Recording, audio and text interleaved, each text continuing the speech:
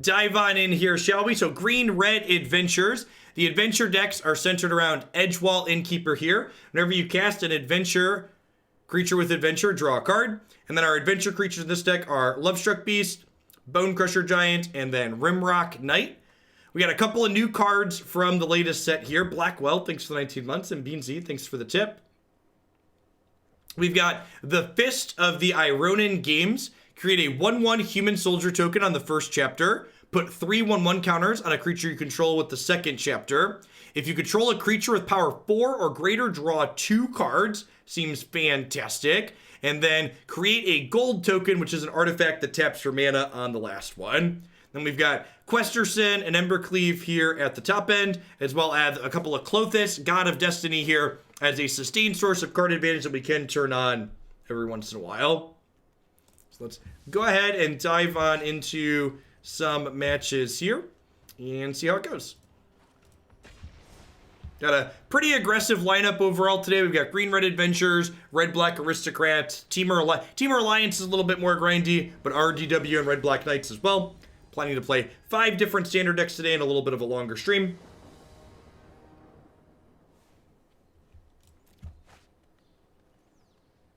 This is fine. Not amazing, but fine. Nicholson, thank you for the half a year. I appreciate that. Welcome back.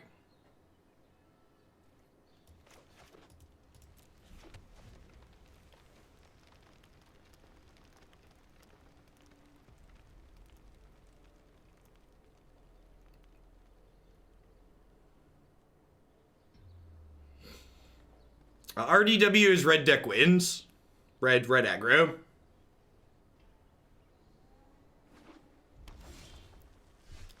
Speaking of,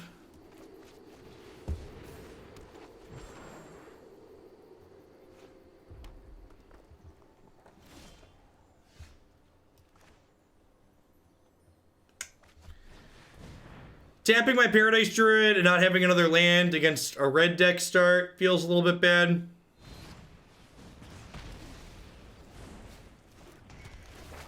If they kill my 1/1 next turn, the rest of this card might not do anything. Okay, this is great for us.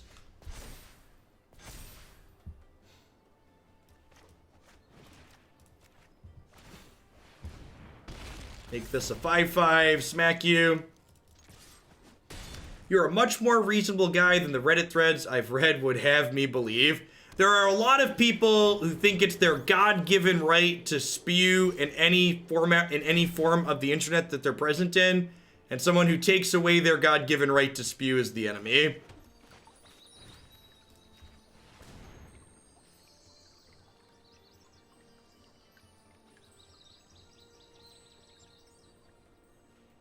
There's also an old saying that when you wrestle with pigs, you're gonna get some crap on you.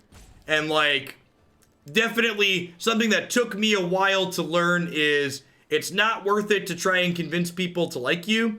Because for a long time, for a long while in my early content career, when people would say they wouldn't like me for reasons that were untrue, I would try and engage with them and explain that that wasn't the case. And then that would frequently devolve into mudslinging. Because most people aren't driven by logic or consistency. They just hate what they hate and like what they like.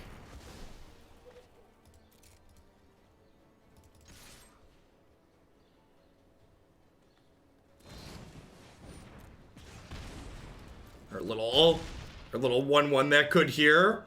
All growed up. Ready to go.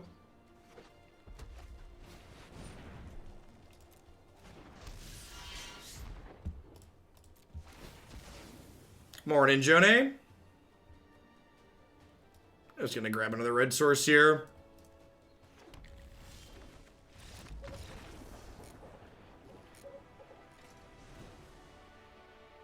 Oh, I kept feeling like I was forgetting to do something during the switchover, and I couldn't remember what it was. I forgot to restart Arena. Our wonderfully release-ready client is lagging immensely here. Alright, so I think I want Spellbreaker and Brontodon here. Pretty sure these are anti-red cards. Is Cosmotronic Wave good enough? I guess it does kill a lot of their stuff, right?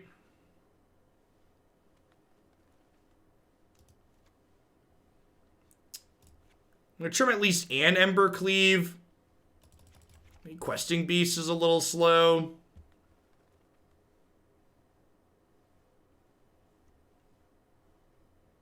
Do I want to get rid of Edgewall Innkeeper? Maybe Rimrock Knight and Edgewall Innkeeper are actually the cuts. I can leave some of my bigger threats in. This seems fine. Let's try this.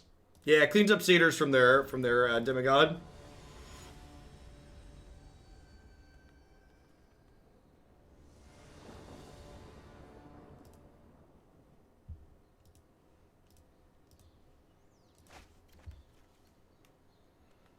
Klothys isn't slow. Klothys gains us 2 life a turn. If we get to activate it, that's whatever. As a 4/5, this gains us 2 life every turn though. That's why I brought it in. If Klothys is active as a creature, we're probably winning that game anyways because we have a big board. A way to buffer our life total once we make it into the mid game seems really important. So it's possible I just want to play Domri's Ambush here because they don't have a chance to kill my thing in response. Very possible.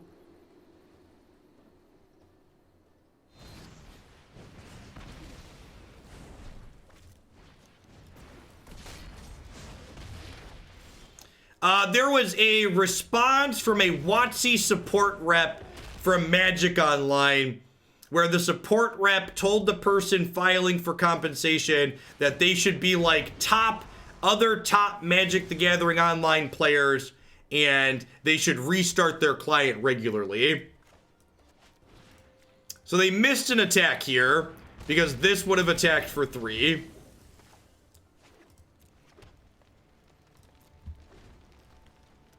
What's my favorite Theros Build-Around card? Kroxa. Love the red-black Titan. Definitely my favorite.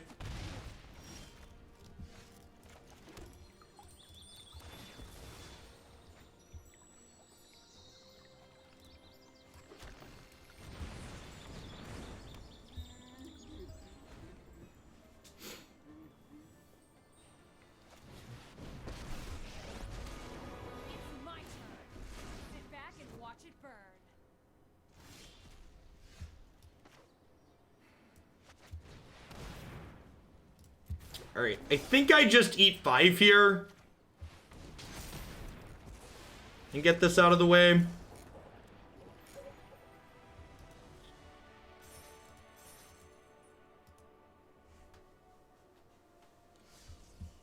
Alright, I'm not doing a full sponsor shill. I'm just going to restart the client really quick before it gets unbearably laggy.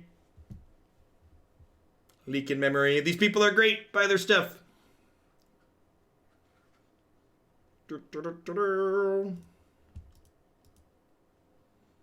Every couple of matches, I believe, was their exact verbiage.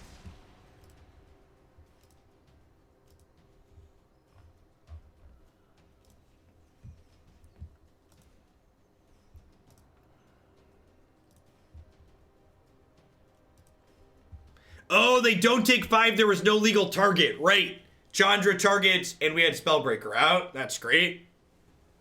Forgot about that. Just good clean live in.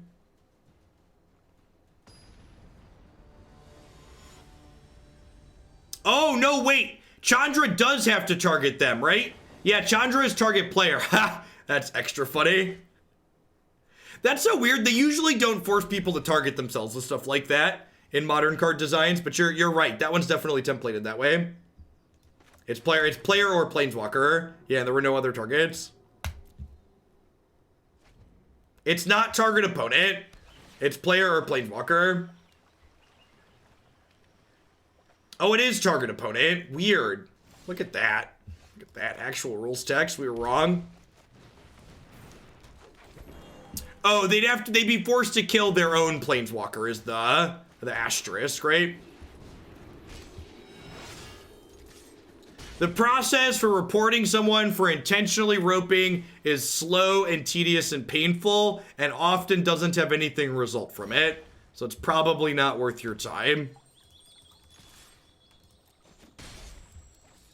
I probably should have just, like, +2'd there, huh? Yeah, I think I missed a couple points of damage.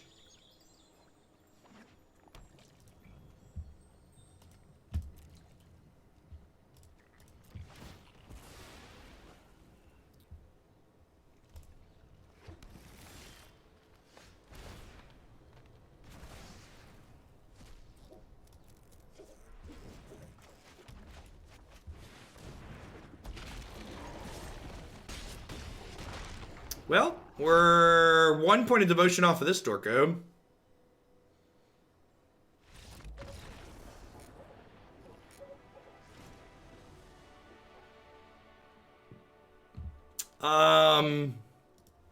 Bant, do nothing and concede. Well then.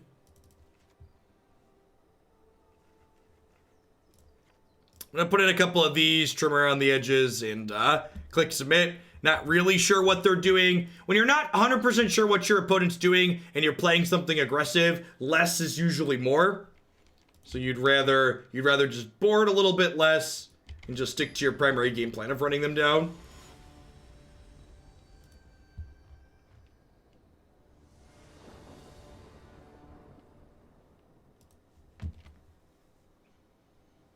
How good is Klothys? It's constructed playable. I don't know if there's anything to write home about, but a sustained source of damage every turn is, like, super reasonable, and occasionally it turns into a real monster. Hey, Packers, thanks for re-upping. If you're on a desktop computer and you prime sub, you have to refresh the page sometimes, because it gives you a chance to send your message through with, your resub through with a message.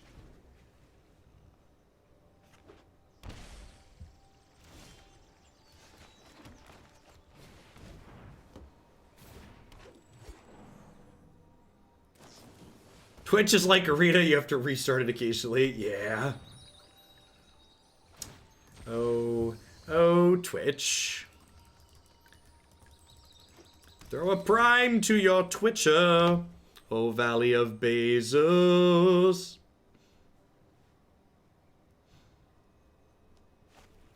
Hey, yeah, there you go, Packers. Yep, see, just giving you a chance to attach a message.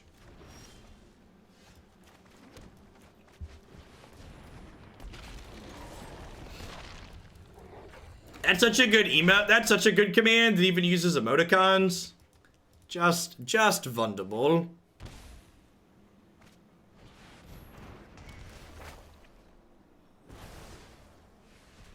Read. So, does this imply they're more controlling, perhaps?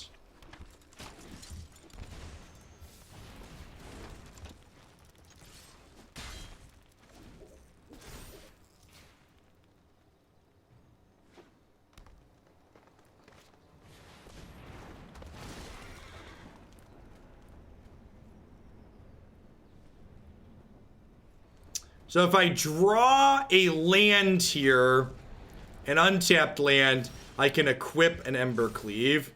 That's unfortunate. I can, however...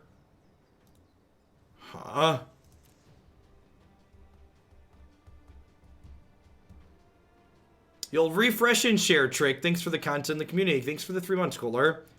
I think I do this, and then I do this. I could ambush, kill this, and hit them for 8 down to 2, but then they would get to just, they get to put Shatter the Sky on top of their deck, which wouldn't be ideal for me. And then, hopefully this turn, we're gonna get to cleave and kill them. Thanks for the 23 months, Demox. Welcome back. There are giant creases in my future. Okay. That's actually really good, because it means I can't cleave them. They get to bring back Uro this turn as well. Because Cavalier filled their graveyard up. Their build seems sweet. Bait control. A little bit of ramp in it.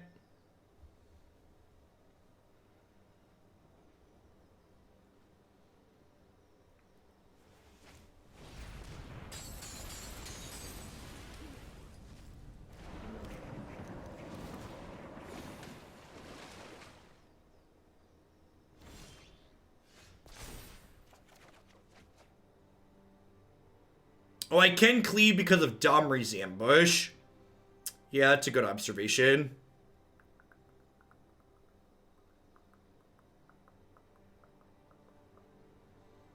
Is that worth it, though?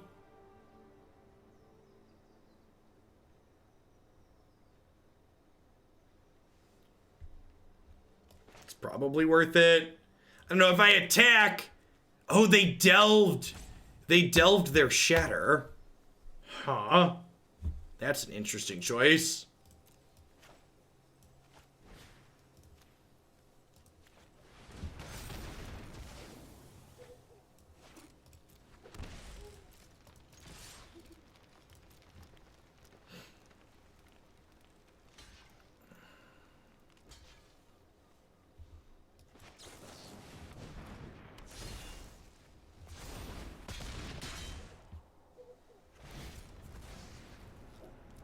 Yeah, sorry. Delve is an old mechanic that lets you cast things by exiling stuff from your graveyard. They escaped their Shatter.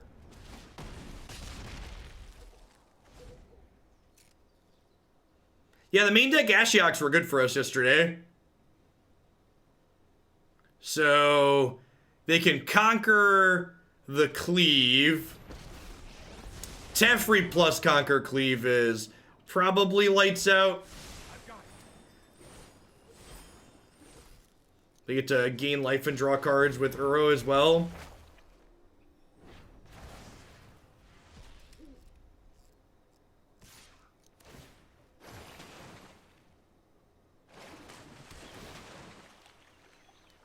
Yeah, maybe it's right to cleave the beast, so I kill their Uro too. It deals slightly less damage, but it kills both their threats.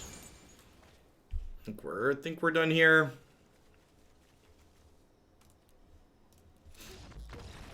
That's probably a little better. They wouldn't have had a thing in play anymore. I'd have kept Beast but lost Paradise Druid. Am I happy with how I sideboarded? I think I'm happy with how I boarded. Actually, Klothys probably comes in. If they're going to be leveraging Uro, this exile stuff from their graveyard.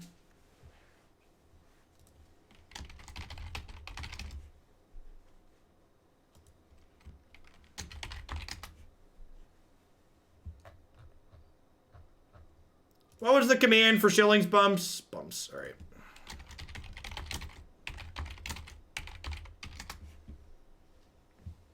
Let's just link that to one that we'll remember. Yeah, I don't know that I want these ambushes necessarily. I guess they're fine. They have some creatures. Let's leave a pair in.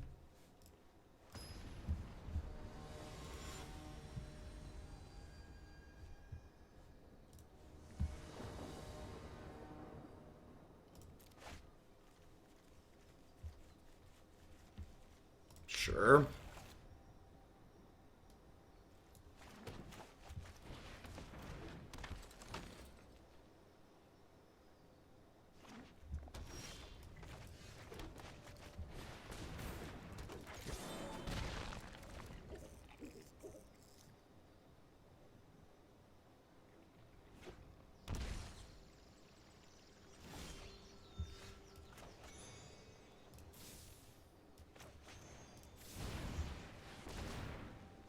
I'm going to do this so that way if we draw an untapped green source, I can play Heart's Desire after. They have a counter spell here. I'd rather this get countered than this anyways.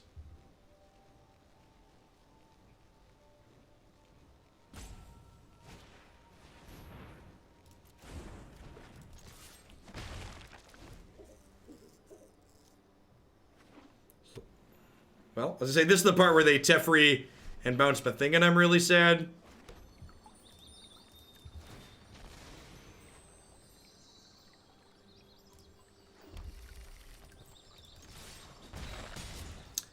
I'm going to pass here because I really don't want to play another threat out into a shatter here just yet.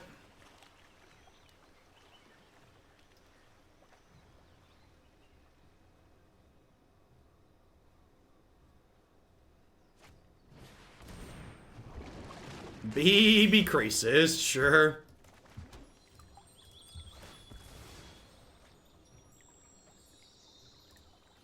Alright, so let's go Innkeeper.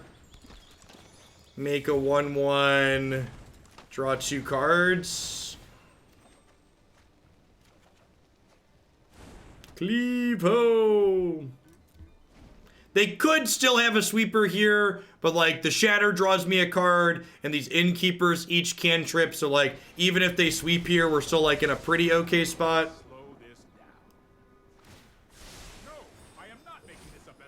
You have bounced my cantrip. My double cantrip.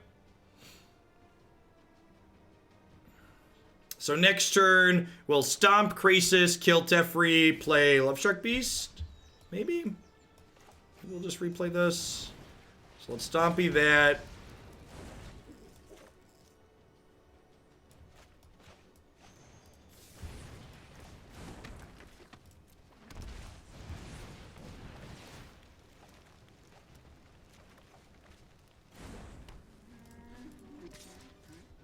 And again, like, even if they sweep here, my hand is just like full of Octane.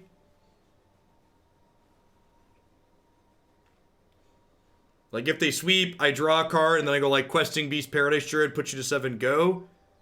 Like, have a follow-up for a second sweeper as well still.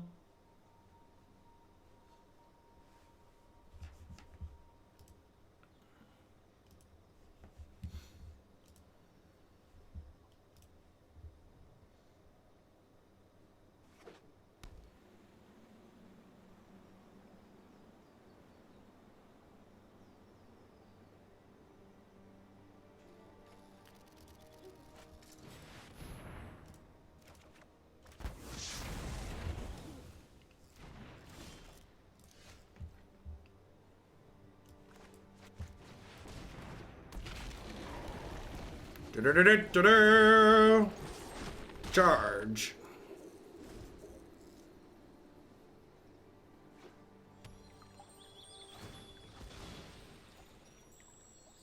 Innkeeper's a heck of a drug, Dallas.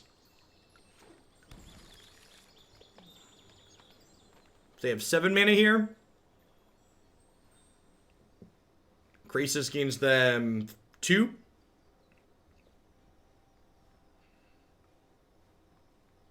Crisis doesn't save them with Embercleave, right?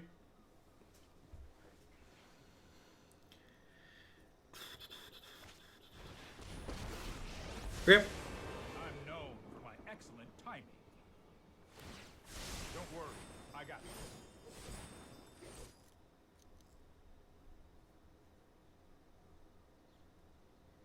We'll want to cast Questing Beast before we play our land next turn, because there's a good chance they could have a counterspell, and then we'll want to play an untapped land and play the second Questing Beast. We probably want to untap land regardless, huh? Because, like, even if Questing Beast resolves, we probably want to go untapped land, Bonecrusher attack with this.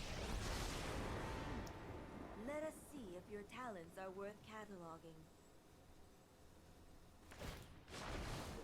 The storied path. They picked Shatter back up. Okay, so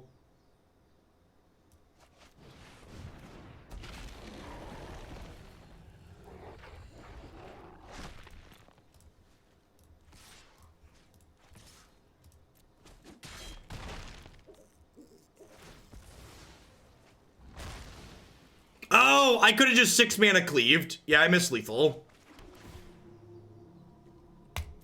10 out of 10 out of 10. 10 out of 10 missed lethal. In my head, Teferi means you can't cleave, but you can definitely just main phase this for 6 mana.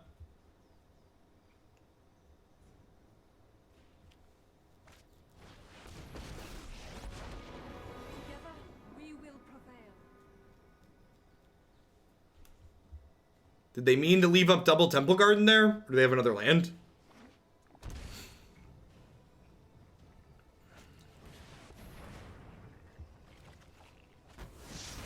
Gosh, I'm going to lose this game and I deserve to.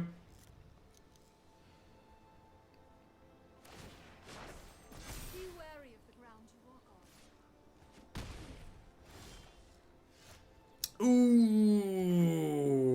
I'm a big fan of the whole No Justice stream. Big fan of the whole No Justice stream, chat. Easy game, easy life. Did they draw? If they have a negate, doesn't matter. So they could have Aether Gust there and survive.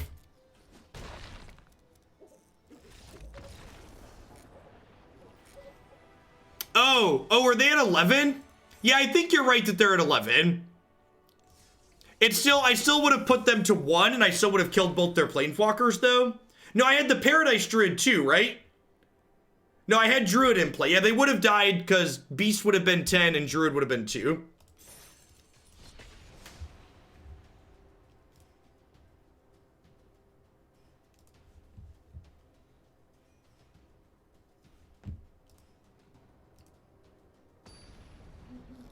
I don't remember. Pretty sure I missed it. Thanks for the third of a year, turn 1 Chalice. Welcome back.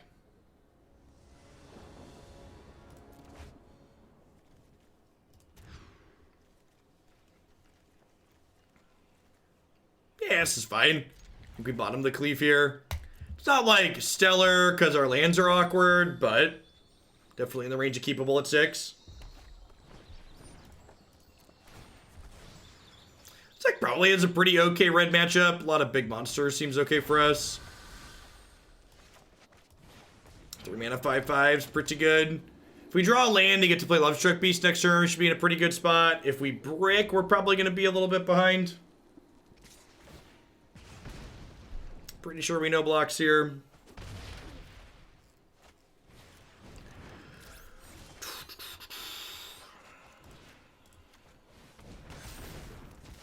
That one's gotta go.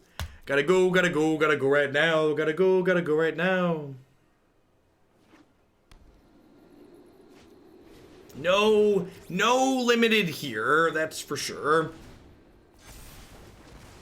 You could argue that Hoaglandia is limitless, chat, not limited.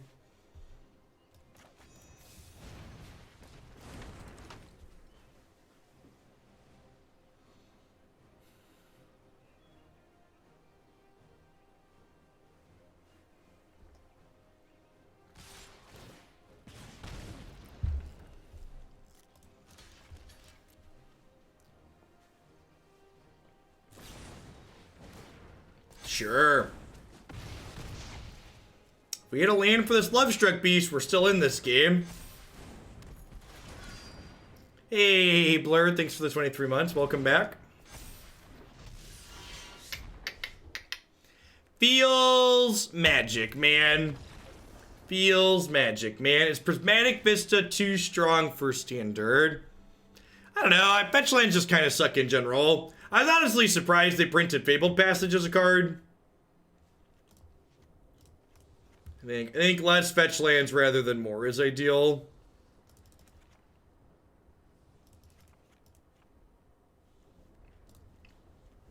That's how we boarded last time. I think I like it.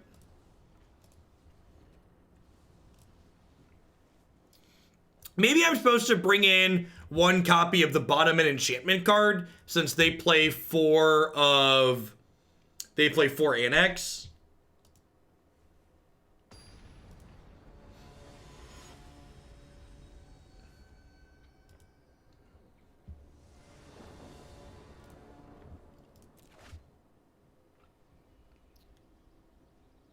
We're selling out of paper last year, been playing for 26 years and just playing Arena. I'm amazed at the price of paper Fabled Passages. To me, they are free. Yep.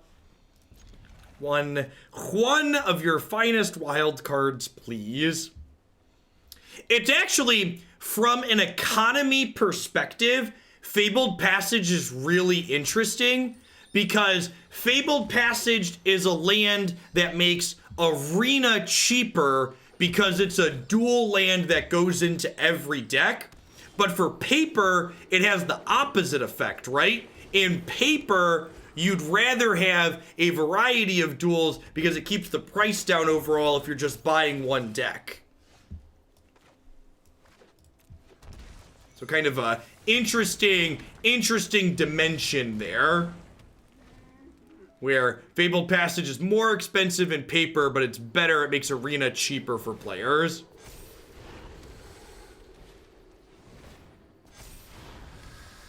I think you'd be wrong, Gilger Lucas. I think you, like most people, don't like casting your spells, and I'd encourage you to read this Mana Math article and become very familiar with it. I think, generally speaking, players play far too few lands, and they play far too few colored sources for their decks.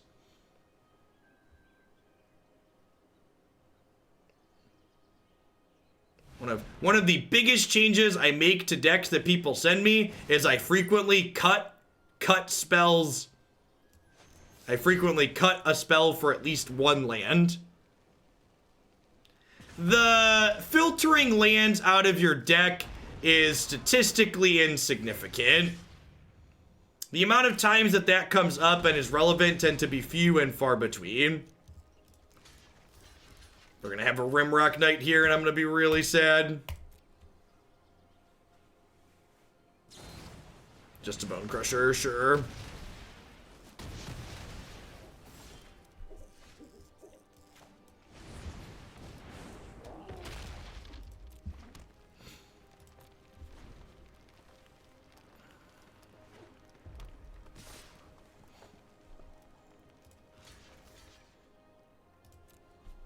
Need your Embercleave?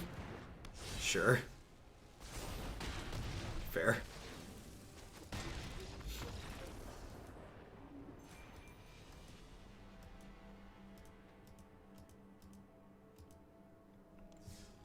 You're a savage and play 61 cards. Not everybody likes to win. It's okay. It's okay to prioritize with things other than winning. You know, like feeling special.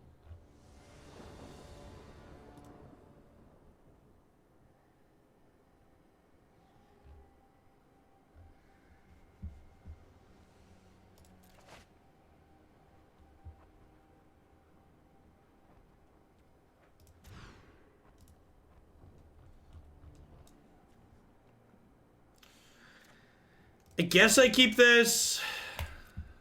Man, it's a little awkward.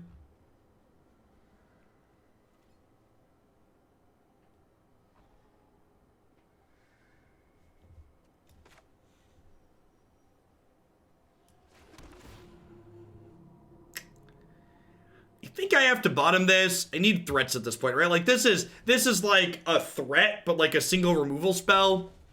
Yeah, especially against a red deck.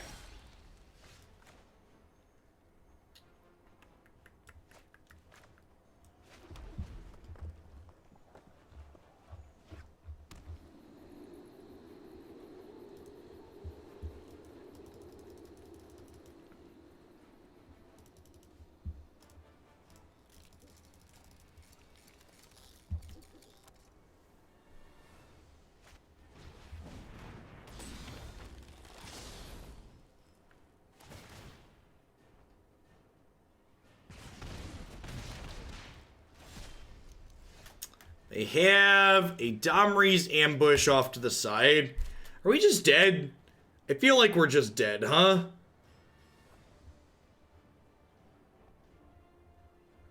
I guess I could draw something. If we draw something that draws cards with this next turn, we might be okay.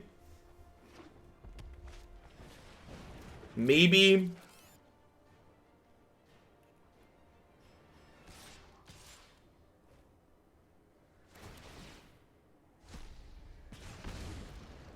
All right, I'm gonna say no blocks here and hope that I get to put counters on this.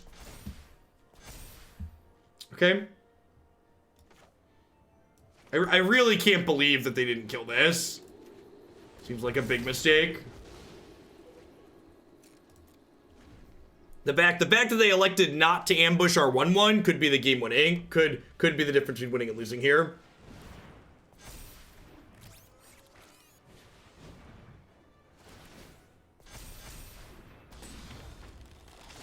You get to draw 2 cards here.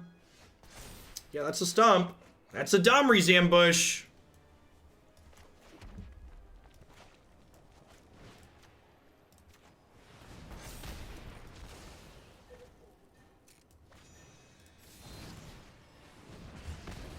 Yeah, and that's a close. Yeah, I think the fact that they didn't prioritize killing this token, I think was a huge misevaluation on their part.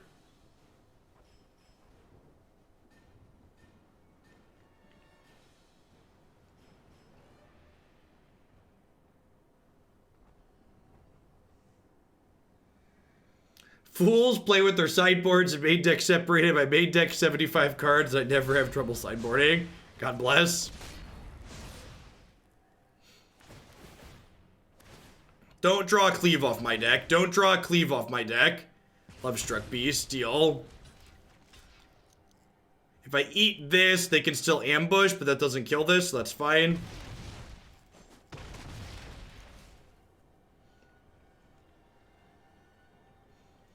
This is going to make a gold token next turn, so even if I miss on a land, I still get to play 2 3-drops, which is great. And then Klothys deals 2 and gains us 2 each turn, so if we don't die next turn, we should be in a pretty good spot.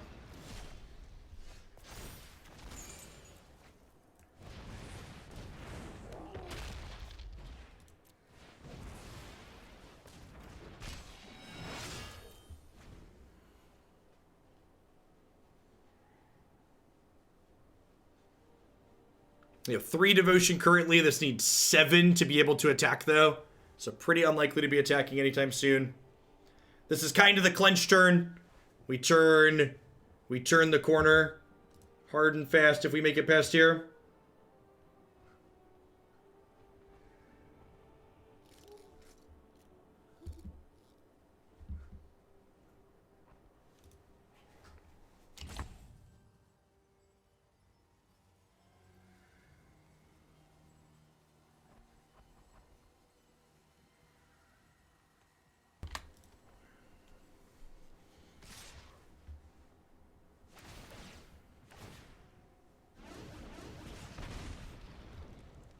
Well, they tanked for a good long time here, so I'm gonna hope they don't have cleave.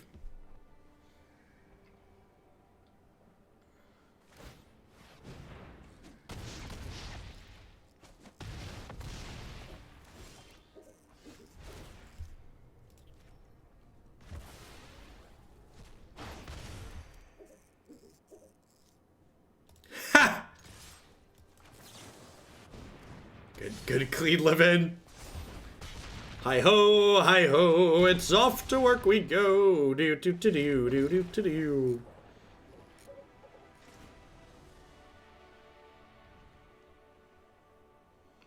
Yeah, I would be curious to know what the mono red deck's win rate looks like on Arena before I said it was unhealthy.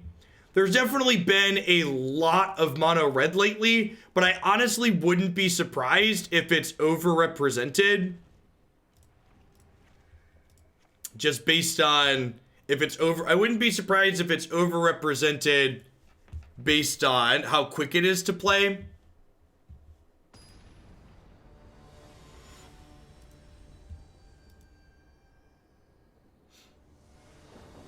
But yeah, it's a decent budget deck too. That's something we can't know with just anecdotal evidence. We need actual numbers.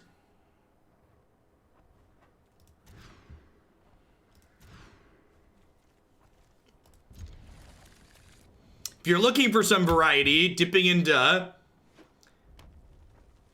MTG Arena Tool has it at 57% over 2,700 matches on their site. That's for best of one though, right?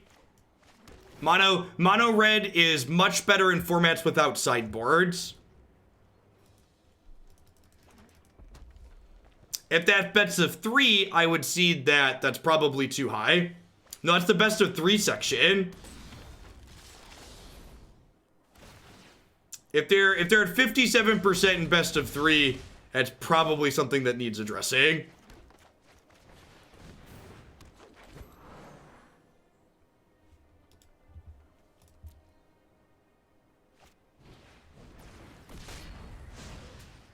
I'm gonna trade for Robber of the Rich here.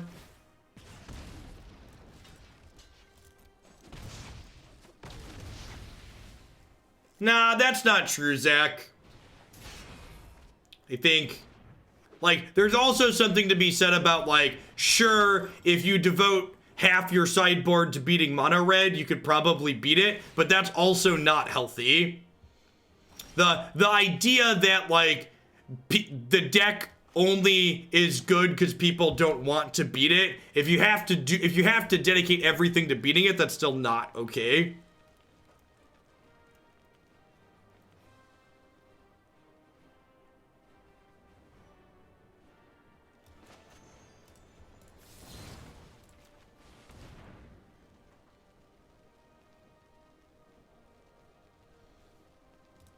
About to get infuriated and just completely blown out. Well, I mean, that's like kind of a blowout. So they basically traded their Bonecrusher for my thing.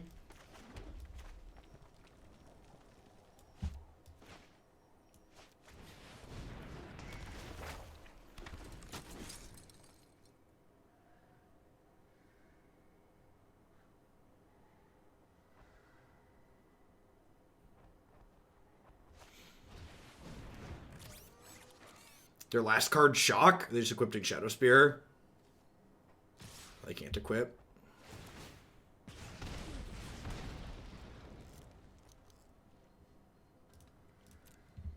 Go to 7.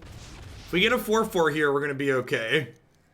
Everything's going to be alright. Do, do, do, do, do. Huh? I think I just Klothys here. Yeah, and I mean, the red deck is very good. I would not be surprised if the red deck had an absurd win rate. I am just saying, from the information I personally have available, I can't draw that conclusion in one direction or another. Oh, their stop is to activate the other ability here. That makes sense.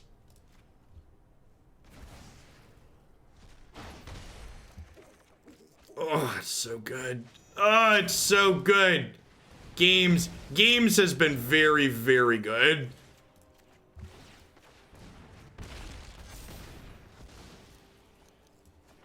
We get to gain 2 every turn we sit here, which is also great.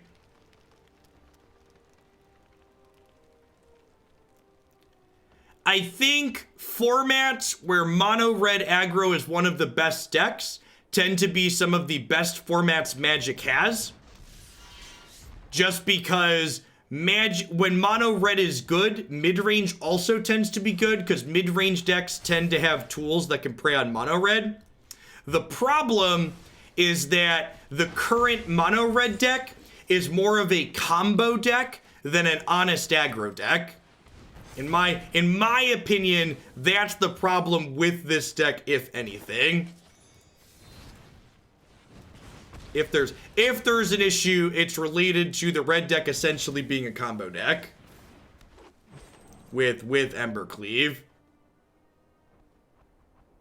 Should have stomped first. 1 less token. No? It's this chat. Did people not know what this card does? It's the same token in chat. Same amount. It works for their other creatures. If I stomp that first, it actually doesn't matter. Darn it, Twitch chat.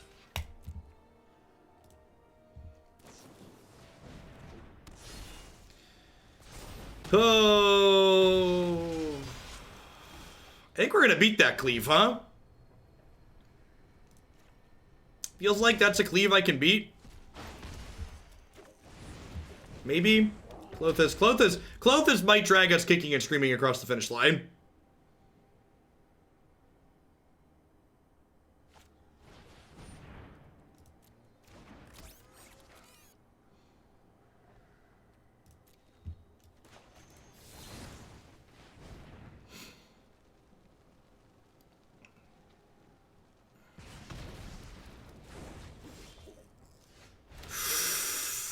Smoke if you got him, chat.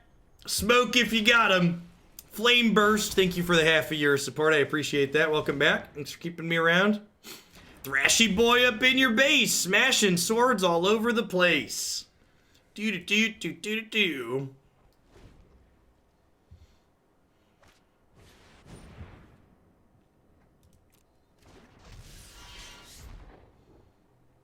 And like the nice part here is Cleave ho! That's the stuff, chat. That's the stuff. All right. The nice part is I don't even have to pull the trigger on this proactively. It could just sit there threatening it, providing devotion for Klothys while it does. I'd also like to point out that, like, my opponent's mono red deck is, like, only drawn 3 lands in 800 cards, and we're, like, still in this game. Brontodon could kill this creature as well, because it is an enchantment creature.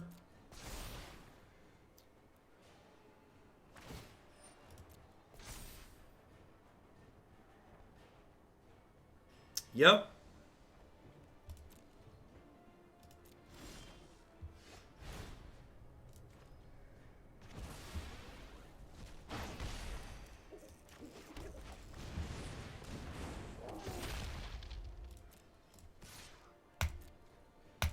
Crunch.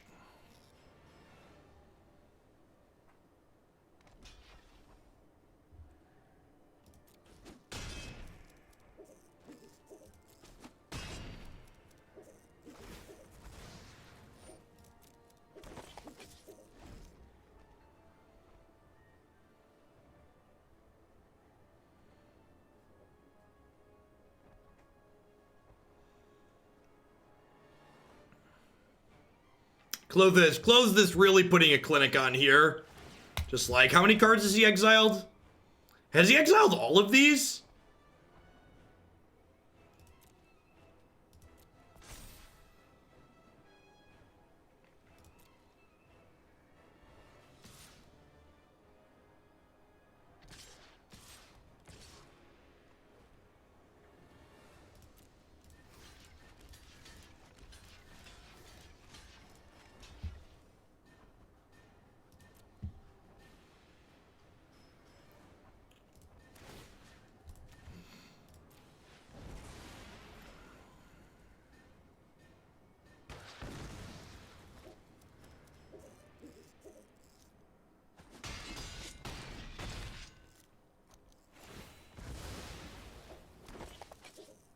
Oh yeah, light up the stage, left summon exile too. It's a good call. That definitely happened.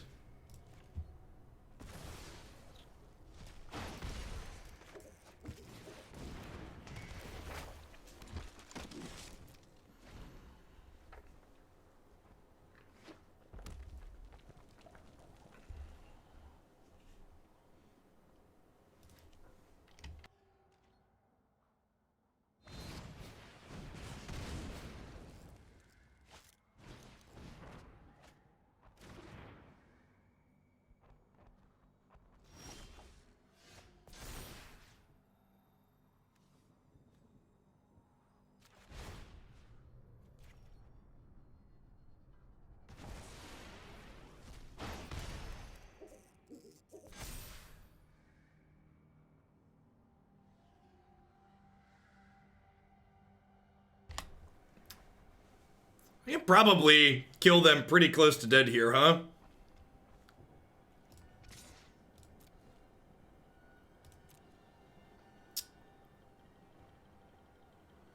I guess they have Torbrand in exile. Maybe I'm supposed to play defense because I have Torbrand. They have Torbrand in exile.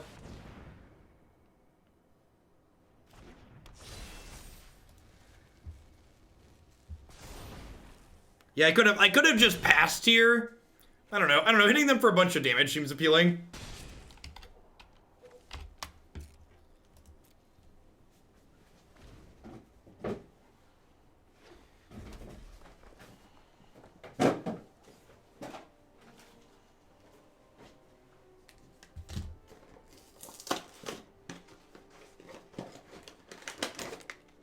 When you cleave, you can attach to Klothys and indestructible as a combat trick. You can.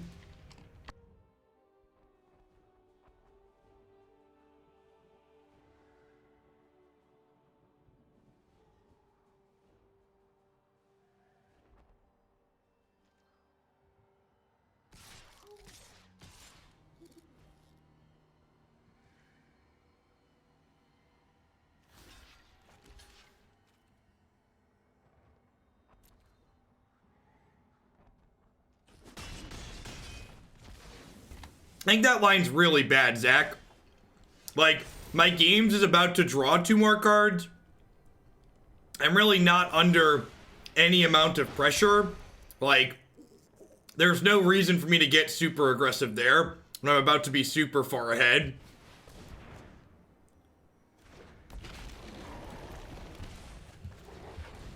Like, just set up so we don't die by mistake, and then we get a turn like this where they're very dead.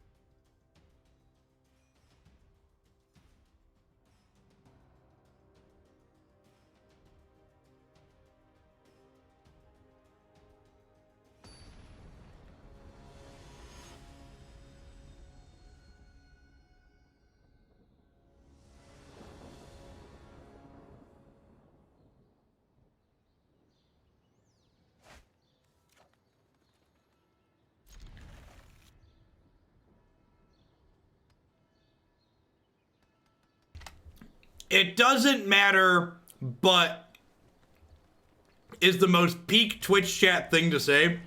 Like that is just so peak Twitch chat. This statement is irrelevant, but let me say it anyways.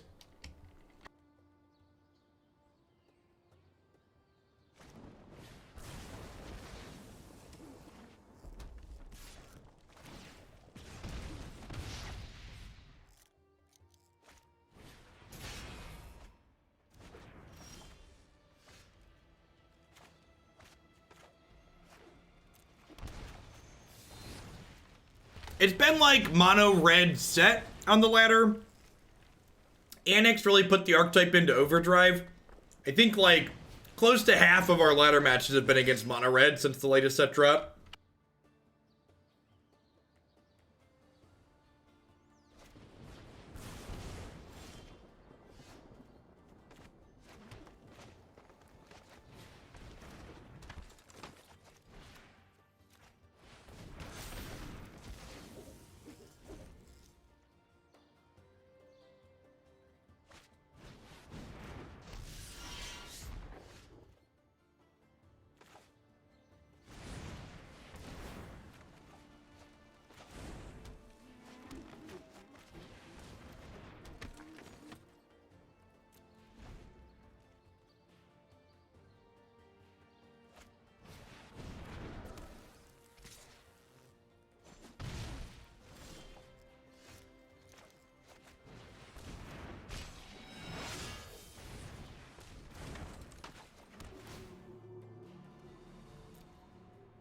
Leaving that land on top.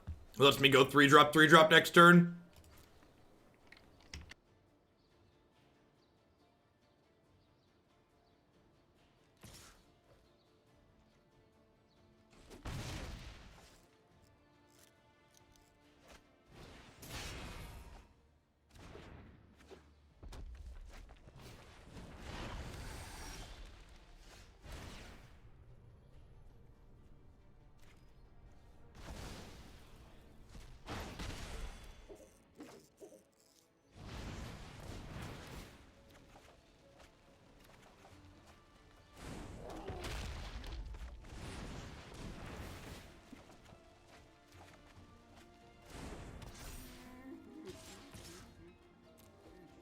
Get to fire up the god here. Head on in. With Klothys gaining us, Klothys should gain us enough life that we can beat them down here. If they peel an Embercleave, we're probably dead. Outside of Embercleave, we're in a pretty good spot. Never not dead to Teamer Battle Rage.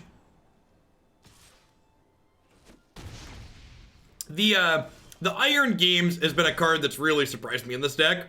I wasn't expecting a lot out of it, and it's drawn a lot of cards for us. Yeah, I agree that that trade is good. That trade makes a potential Cleveland draw much worse for them.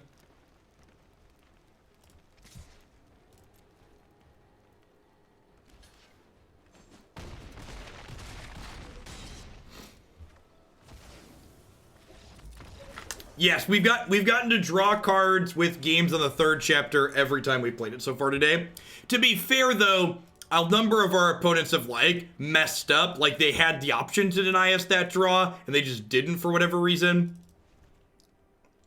I don't know that I really like Shieldbreaker in this sideboard. I kind of feel like I'd rather just have more Thrashing Brontodons, just because I guess Brontodon's a lot worse against Cat Oven. Maybe a second Return to Nature and a third Brontodon. Brontodon's just much better against opposing Embercleaves.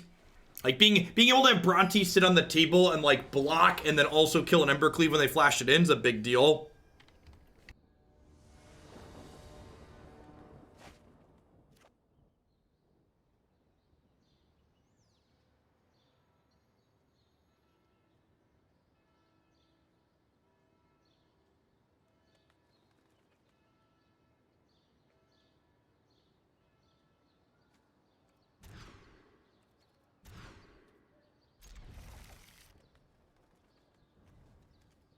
I mean, all things considered, this hand's very reasonable, huh? Klothys is a great draw. Went to 5, but the 5 is good.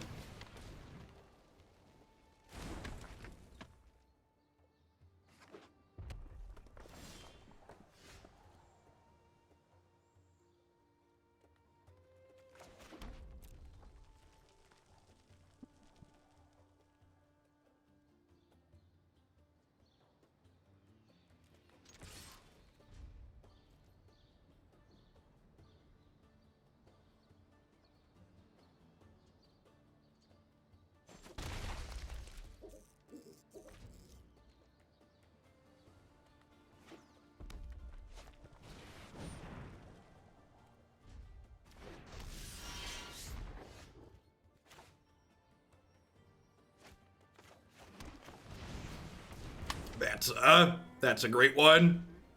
So this is an enchantment creature. This puts on the bottom of their deck so they don't get tokens from it.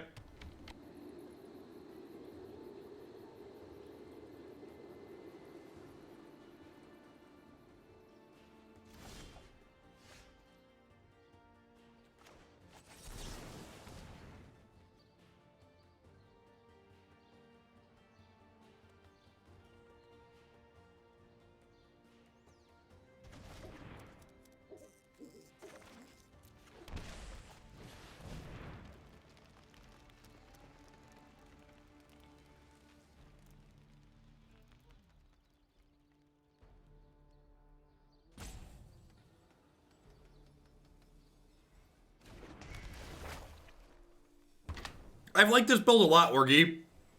The first games here feels like a really good addition. It's another thing that makes a 1/1 creature for Lovestruck Beast, and it's another form of card advantage outside of Innkeeper, which is nice. All of the raid clans are linked in the Google Doc. There's 3 of them now because the first 2 filled up. I think Hooglandia is the first one, Shillsville, and then Hoogleville, they called the third one. Why aren't I attacking with the 1/1? Because I'm dumb.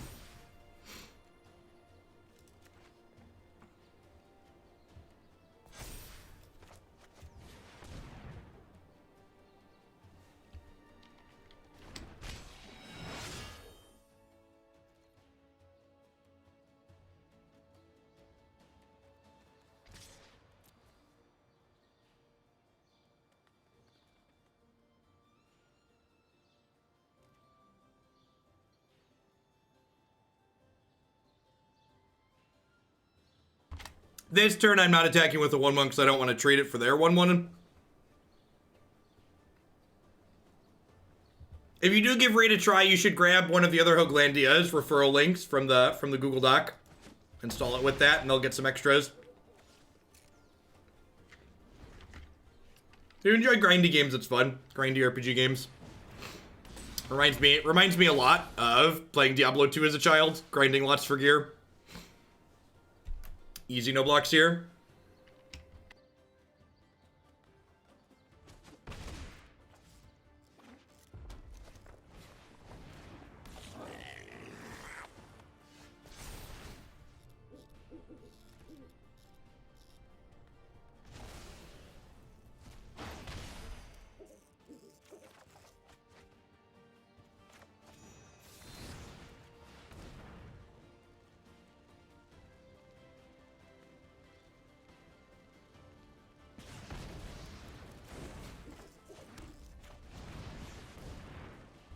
Hey, at least you thought to read the card before you made the stupid comment. That puts you a step above Twitch chat and other places. Oh, I could have stomped their face, right? I don't care. That's fine. Embarrassment of riches, chat. Embarrassment of riches.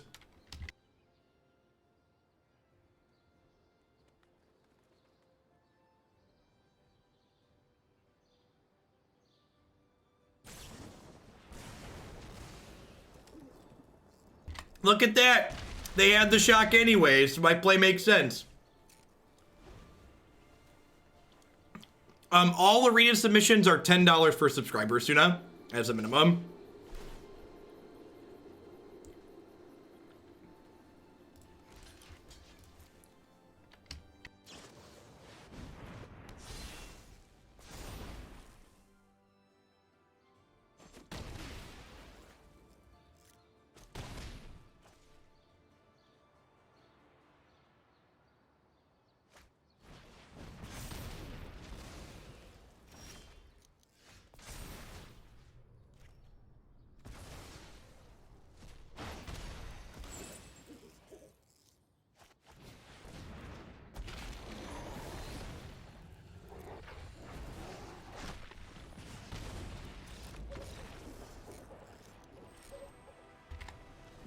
Yep, 1,000 bits, yummy.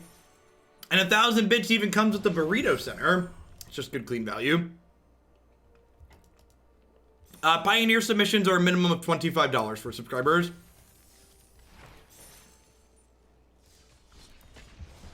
Displaying. Magic Online matches cost me more money. And Pioneer content is a little bit less popular than arena stuff on average. Since Standard swung back around to being good. Arena is king for content numbers once again.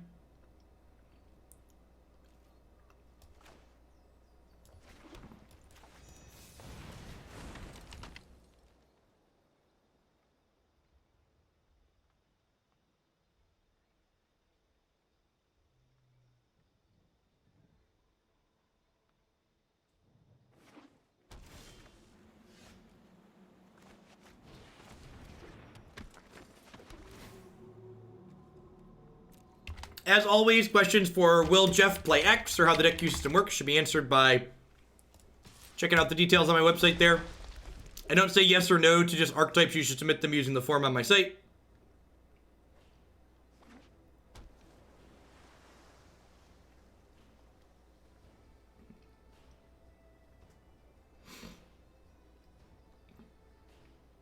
Blue-white control?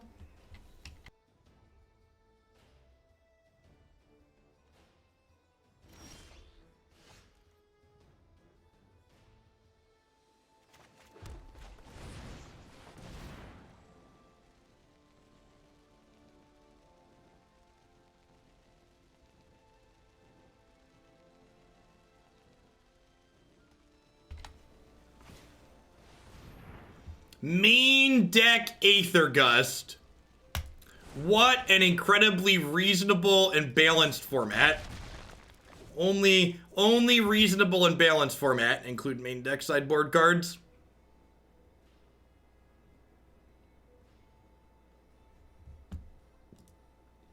Generally speaking, once the website's as full as it is, Wargy, I don't add decks after just playing them once. So like, I think there's like 15 standard decks up there. So there's, when I add a deck after playing it once, there's a high chance of the deck not actually being good and having a bad run with it the second time. Do you have any historic deck recommendations? Yeah, talking about the website, head on over to jeffhoagland.com. You can click Pioneer, Standard, or Historic on the main navigation, and you'll get my recommendations for decks in those formats. Not only deck lists, archetypes, but also videos of me playing them, so you can see how those decks play out.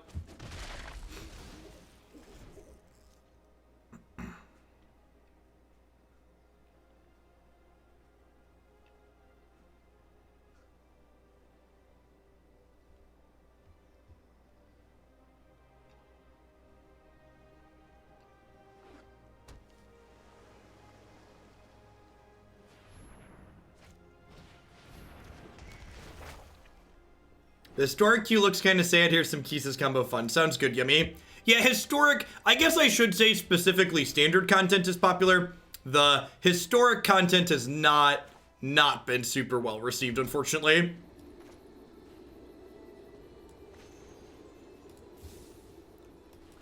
The numbers for those have been quite low the last little bit. Maybe I'm not supposed to do this, or maybe I'm supposed to target this. If they Brazen Borrower me, I lose my Rimrock Knight. Yeah, this is kind of loose.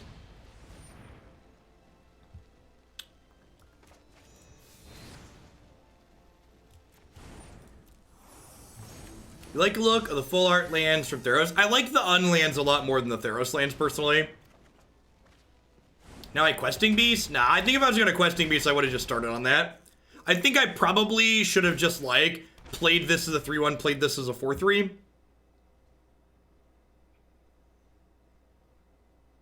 Nah, it's always been on the low side, Justin. Historic, while the games are okay, it's just standard plus right now. Like, the amount of different it is from standard isn't really, it's not like super meaningfully different, I think is a fair thing to say.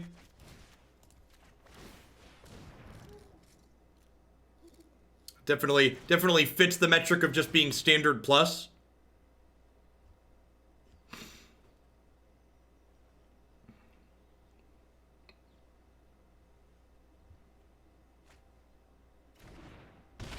Also, there isn't a ton of wizard support for Historic. Historic has very little support at the moment. Okay, so that chump block there kind of signals that they're looking to sweep the board next turn. Until Nexus is gone, I can't stay with Historic. I can't remember the last time we played against Nexus of Fate. Yeah, and we've talked about this on stream too. I think both once rotation happens again in the fall and we get more direct to Historic sets, Historic will feel more unique as a format once those things happen.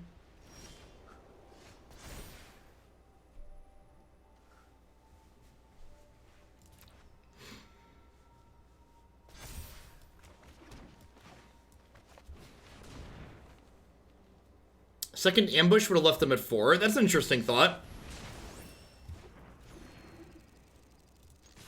Are they dead? Looks like they're dead.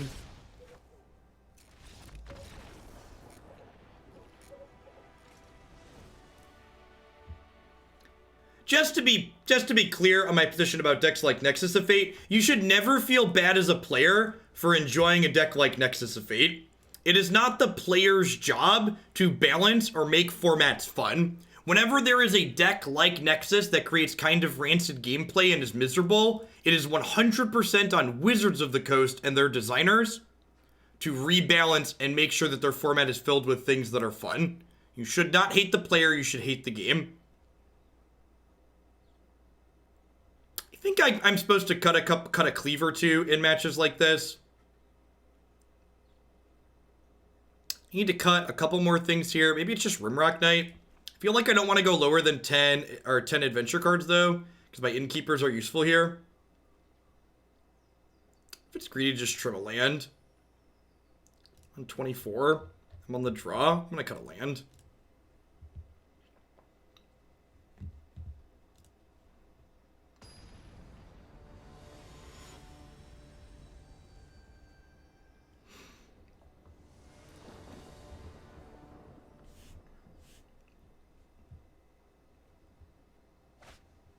How much money do I need to throw at you for an ASMR stream?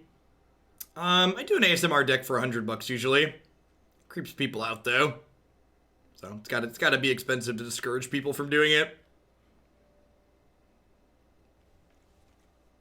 Sure.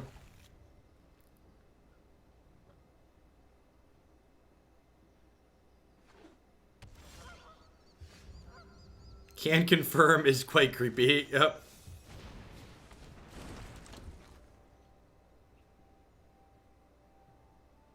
Thanks for the 5 months, Boxy. I appreciate that. Welcome back. Jazzy Jeff, our local radio DJ. Yep.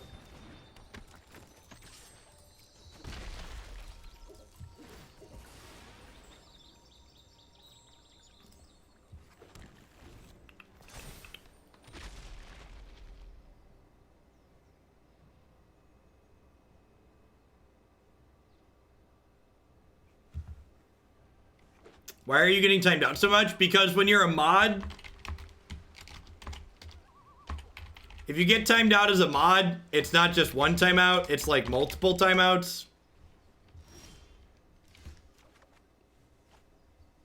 Getting a little windy in here.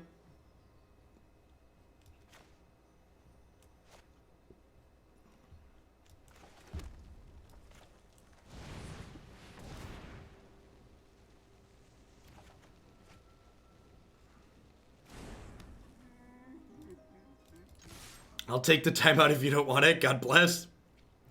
Oh, Glandia. Y'all are great.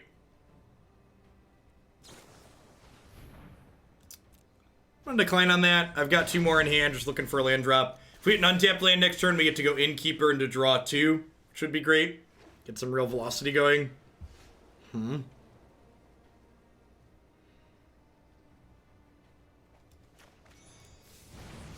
Hey, Fixer. Hope you're having a good day wherever you are. I'm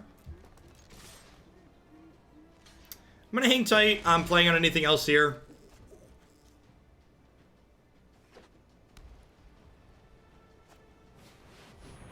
Sure. Innkeeper. Into Bonecrusher. Into this. Into this. So, like, opponent just swept the board. We immediately have 6 power again. Still have 5 cards in hand, basically.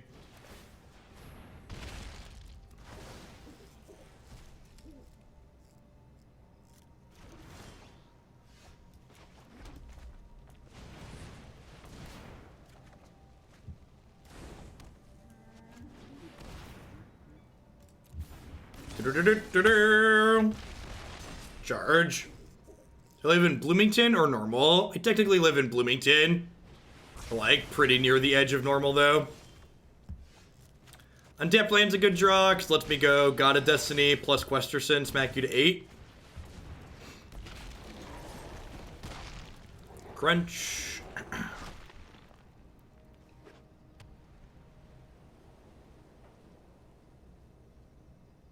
Pretty near the edge of normal, the Jeff Hoagland story. Ain't that the truth? Alright, so looking to draw Cleveland here.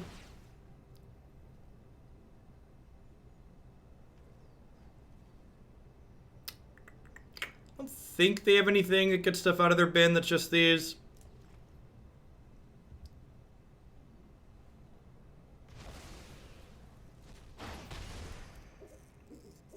So there's no reason to attack. Oh, wait. If I do this, I can put them to 1 here. If I do this and Questing Beast, this turns into a creature. But my 4/5 doesn't really attack into their 3/5 well, right? And if I play this and make this haste, I attack with this, this, and this. They eat this, and then they take 8 down to 1. But I guess putting them to 1 actually isn't useful because they're just going to lifelink next turn. Yeah, I think I just attack for 4 here.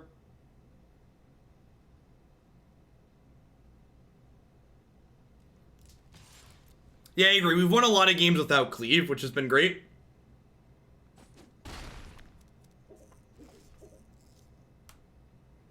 I agree with that, Fixer. I hope they at least ban Inverter combo. I think the Heliod combo with Ballista is very interactable via removal spells, so I think that that's largely fine.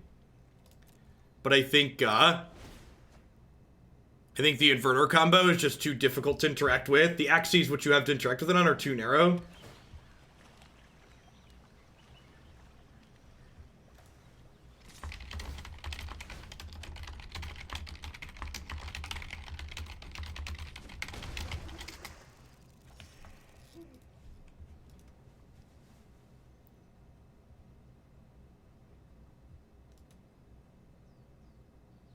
I don't know if you leave the house, but do you ever get recognized in public?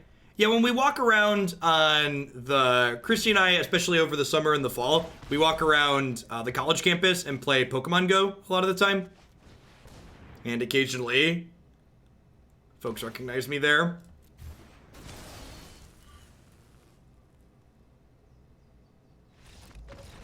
Crunch.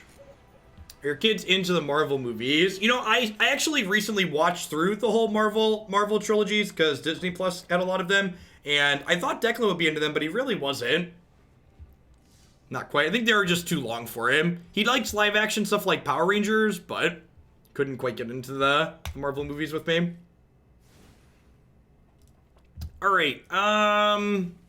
Green-red adventures. I feel like, to start with, this main deck felt very clean. I was super impressed with the Iroan games. This being an additional source of card advantage that wasn't Innkeeper felt really good. This archetype to me in previous seasons always felt like it was an overdrive with this card, but when you didn't get Innkeeper and you didn't have Cleave, you just kind of sat there and spun your tires a little bit. And Iroan games really felt like an additional thing that propelled our deck forward when we didn't have Innkeeper going or we didn't have Embercleave. So I really feel like this card helped push us up over the top. Klothys was just stellar. This card is very, very good against mono red. Honestly, I could even see making an argument for fitting a third copy into the main. Maybe we don't need 3 Paradise Druids, but was very pleased with this card. Not only good when it attacks, it actually doesn't attack that often, but just sitting there and being a steady source of damage against control decks for life gain against the aggressive decks we played mono red a number of times was very reasonable.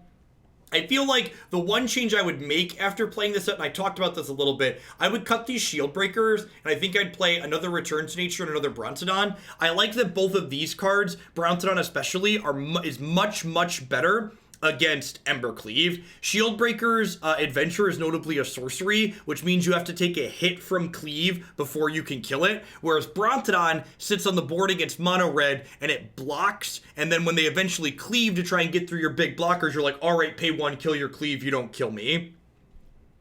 Yeah, this card is very good against the Titans. Very, very, very good against cards that are trying to escape. So, all right. At any rate, we're going to roll on to our next standard deck today. We got a bunch of good ones, bunch of aggressive ones lined up. We're going to roll on into some black-red aristocrats. And more specifically, we are going to give an aristocrats build a try here that's leveraging 4 Hardened in the Forge. I'm going to go ahead and hit a quick ad roll while I get everything set up for this next one. Got to restart the client. I also need to run to the restroom and brush my teeth and put my Invisalign back in. So we'll be back in about 3 or 4 minutes with some black-red aristocrats. Thanks everyone for hanging out today. Don't go anywhere. Hey, Jethrin, thanks for the 5 months. Welcome back.